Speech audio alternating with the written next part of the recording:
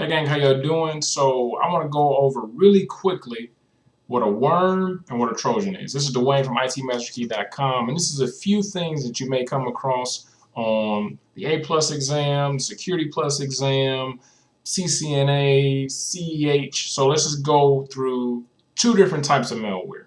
What a worm is and what a Trojan horse is. So a worm is a virus type of malware that you can get that its main purpose, its sole purpose in life is to replicate. It wants to propagate across your system as much as it can. So you download some free stuff, or you open up email you shouldn't have opened up, or you get on some kind of weird website and somehow you contract this virus, right? So one worm is on your computer. 10 seconds later, 5 worms on your computer. An hour later, 10,000 worms are on your computer. Now, that may be drastic. It may not be that many, but it's going to be a lot. And it's going to keep on propagating and replicating itself until you stop it, until you remove the virus, until you get rid of the actual worm. So just remember, a worm's main purpose is to replicate. So copy itself to as many places as possible without you doing anything. You don't have to do anything after that.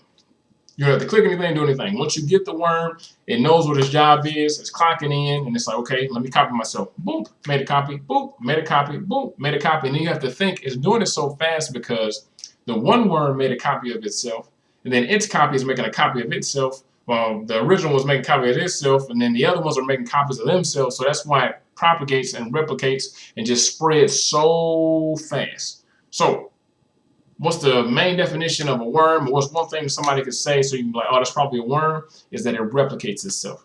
Okay? Bam. Now let's move right along to what a worm actually is. Well, that is what a worm is, what a Trojan horse is.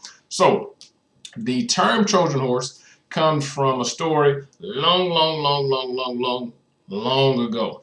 So there was two different factions fighting each other, right? And they was fighting for a long time, a really long time. Both sides had casualties. Both sides had anguish and were tired and just didn't want to fight anymore. So one side went to the other side and said, hey, man, I'm tired of fighting. Here's this beautiful wooden horse. Would you take this as a peace offering so we don't have to fight and kill each other anymore? And of course, the other side said, yes, man, I'm glad you came. I was tired of fighting too. Thank you for this wonderful gift. Let me go ahead and take the drawbridge down so you can wheel this huge horse in, and we thank you so much. And they said, great. So they wheel the horse in, they leave, they shake hands, everything's great. Unbeknownst to the kingdom, that horse was actually filled with enemy soldiers. So they waited until nightfall, and when night fell, they broke out of the wooden horse and they literally killed everybody inside of the kingdom. What the hell does that have to do with computers? Well, a Trojan horse is a software that it looks good, you think it's going to do something good, but it's actually doing something malicious in the background. So an example of this would be you have you download free antivirus, and when you run that antivirus, it actually gives you a virus. Makes sense?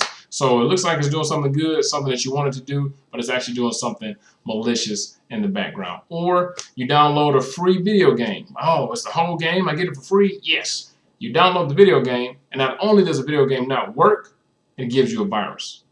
Make sense? All right. So that was the difference between a worm and a Trojan horse. If you haven't subscribed yet, make sure you do so. And other than that, have a good day.